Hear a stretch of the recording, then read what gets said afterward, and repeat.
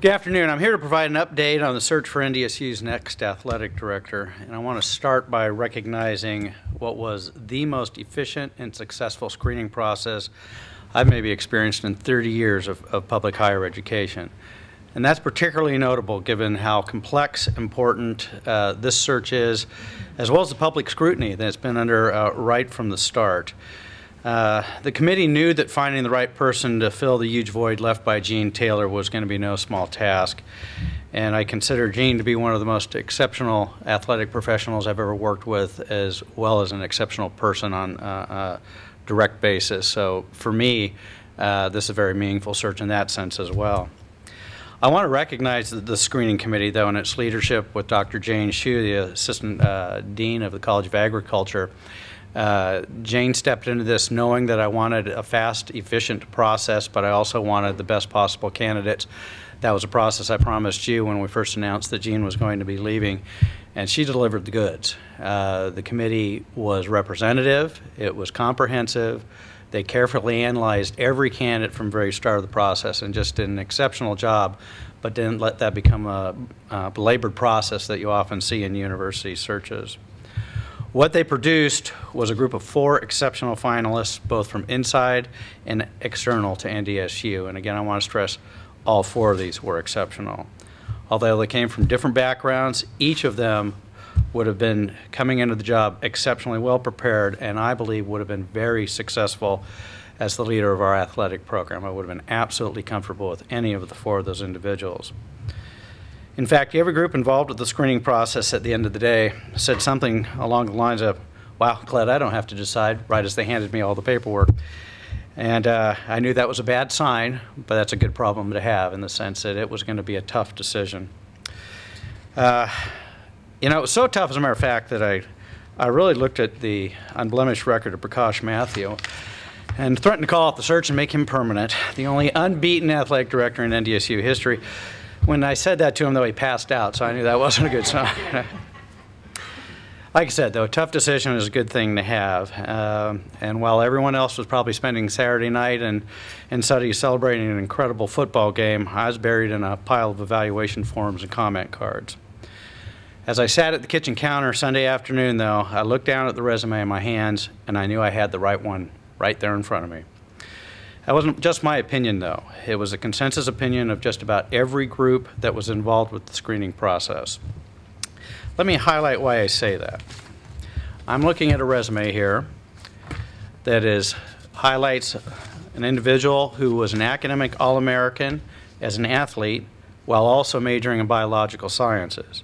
He has 2 master's degrees, both in athletic administration and a master's in business administration.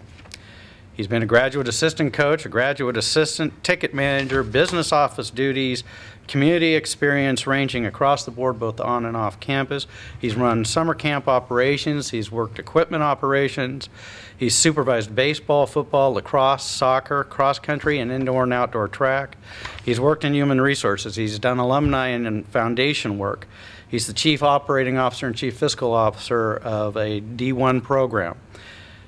When I looked at that resume, it was hard to see what he hasn't done and what he wouldn't bring to the role at NDSU. Given that, I'm here today to announce that on Tuesday, October 14th, the Senior Athletic Director at Stony Brook University, Mr. Matt Larsen, will start as NDSU's next athletic director. Matt's preparation, both in terms of breadth and depth, is truly exceptional. He knows our program inside out as well and demonstrated that during the interview process. He's well known and well respected in NCAA Division I circles and has a personal reputation for integrity and ethics that is beyond reproach. Matt was thrilled to accept the job offer that I just made an hour ago, and I look forward to introducing him to you and the university community during a formal press conference Wednesday, where he'll also be bringing his wife and children with him. They're excited about this opportunity as well. Happy to take any questions now. President, how important was it that the new athletic director came from a football playing school, had a football background? Well, I was looking for breadth, and I don't want to say that the decision hinged on any one particular background, but certainly football is core to what we do here, what we accomplish here, and what brings us national recognition for all our athletic programs. So again, don't hear me saying that was a decision point, but having a strong football background certainly was a bonus. You mentioned the well-rounded background on the resume, multiple, being involved in multiple athletics as well as the business side. How important was it to you again to find that well-rounded journey? Absolutely the central part of this.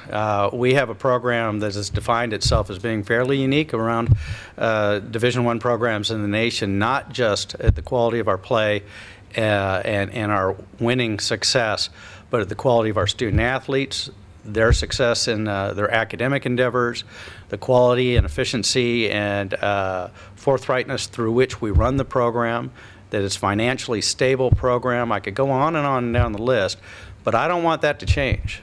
We lost an exceptional athletic director and exceptional leadership with Gene, but I want someone who's going to continue our success on all fronts, not just on the field, not just in the back office, but across all fronts that we're experiencing success right now.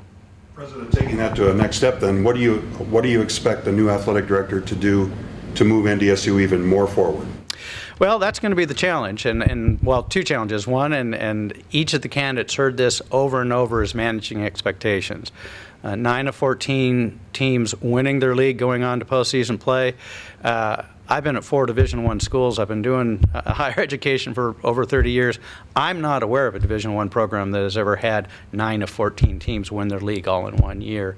And at the same time, have 64 students with perfect 4.0 GPAs, 13 of 14 teams with over a 3.0 GPA, with football coming in at 2.96.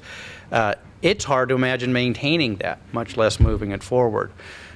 So one of the challenges, I think, is going to be maintaining expectations. The other is finding, how do we move forward? Where do we move forward?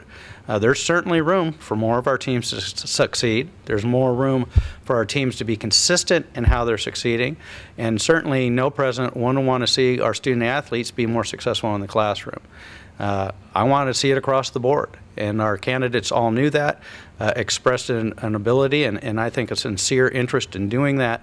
This candidate in particular, though, I think has the breadth of knowledge of what it's going to take to do that, and I'm very excited about his candidacy and now acceptance of the position. What did the committee recommend? Everyone was consistent in a sense. A consensus formed around Matt. There were a lot of certainly individual opinions, and I hate to even dive into that, but it was a consensus decision across all of the groups. That, yeah, yes, sir. Was that made Friday? The information's been trickling in probably the last few days, and then I had some summary meetings with leadership of the different groups that had worked with him.